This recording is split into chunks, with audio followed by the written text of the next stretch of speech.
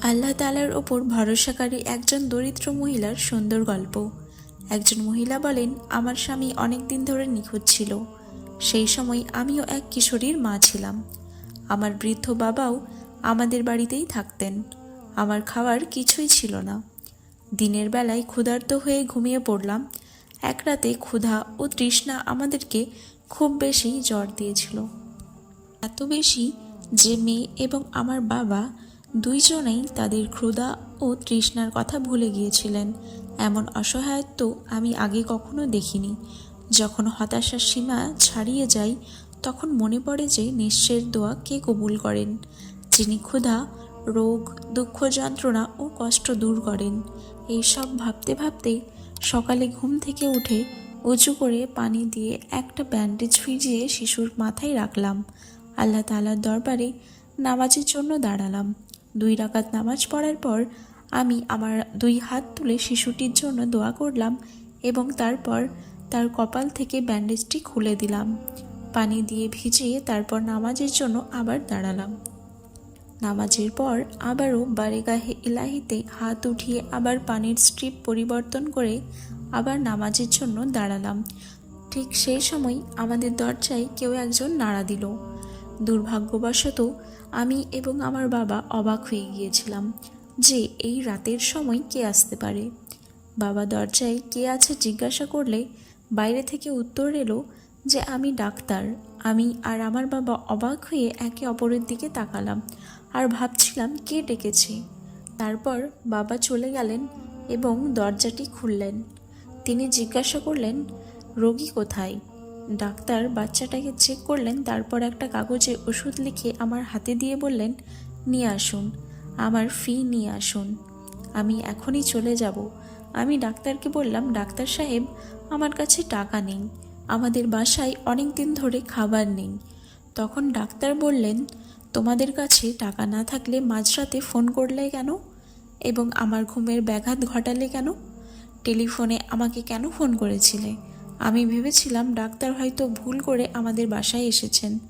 আমি সাহস করে ডাক্তার সাহেবকে বললাম, ডাক্তার সাহেব, আমরা আপনাকে ফোন করিনি, কিন্তু আমাদের কাছে কোনো টেলিফোনও তো নেই। এটা শুনে ডাক্তার সাহেব আমাকে জিজ্ঞাসা করলেন, এটা কি মনসুরের বাড়ি নয়? আমি বললাম, না ডাক্তার সাহেব, মনসুরের বাড়ি আমাদের পাশেই আছে। এই কথা শুনে ডাক্তার সাহেব একটু চুপ হয়ে গেলেন এবং আমাদের পাশের বাড়িতে চলে গেলেন। আর আমরা বিব্রত হয়ে চুপ করে দাঁড়িয়ে রইলাম। আর সেই ডাক্তার আবার আমাদের বাড়িতে ফিরে এলেন। আমার চোখে জল নিয়ে আমি নিচু গলায় বললাম, কি হয়েছে ডাক্তার সাহেব? তখন ডাক্তার সাহেব বললেন, আল্লাহ তাআলার কসম, আপনার পুরো ঘটনা না শোনা পর্যন্ত আমি আপনার বাড়ি থেকে ফিরে যাব না। তাই আমি ডাক্তার সাহেবকে আমার পুরো ঘটনাটি বললাম, যে আমি কিভাবে পানির স্ট্রিপ লাগালাম শিশুটির মাথায় রেখে আল্লাহ তাআলার কাছে প্রার্থনা করছিলাম এবং তিনি শিশুটির ওষুধ এবং কিছু গৃহস্থালির জিনিসপত্র দিয়ে আমাদের রাতের খাবার এনে দিলেন এবং তিনি আমাদের বললেন যে যতদিন আল্লাহ তাআলা চান আমরা প্রতি মাসে তার কাছ থেকে কিছু টাকা পেতে থাকব। প্রিয় দর্শক, এটা আল্লাহ তাআলার উপর ভরসা করার গল্প। আমার বন্ধুরা, পরিস্থিতি যাই হোক না কেন, আমাদের অবশ্যই আল্লাহ তাআলার উপর বিশ্বাস রাখা উচিত। আল্লাহ তাআলা আমাদের সকলকে বোঝেন এবং আমাদের সকলকে আল্লাহ তাআলার উপর দৃঢ় বিশ্বাস রাখতে হবে।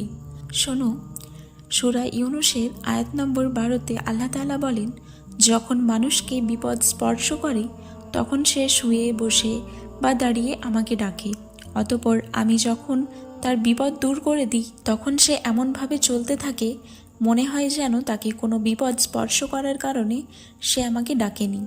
এইভাবেই সীমা লঙ্ঘনকারীদের জন্য তারা যা আমল করত তা শোভিত করে দেওয়া হয়েছে। মনে রাখবেন, আপনারা কখনোই আল্লাহ তাআলাকে এটা বলবেন না যে আল্লাহ তাআলা কেন আমাকে এত দুঃখ কষ্ট দিয়ে পরীক্ষা করছেন। আল্লাহ তাআলা যাদের বেশি ভালোবাসেন তাদেরকেই বেশি পরীক্ষায় ফেলেন। কষ্টের সময় নিজেকে স্মরণ করিয়ে দিন আল্লাহ তাআলার সেই বাণী, আল্লাহ কষ্টের পর সুখ দিবেন। এটি আল্লাহ তাআলার ওয়াদা। তাই বিপদ ও কষ্টের সময় নিরাশ হবেন না, আল্লাহ তাআলার উপর পুরো বিশ্বাস রাখবেন। নিশ্চয়ই তিনি কষ্টের পর সুখ দিবেন ইনশাআল্লাহ।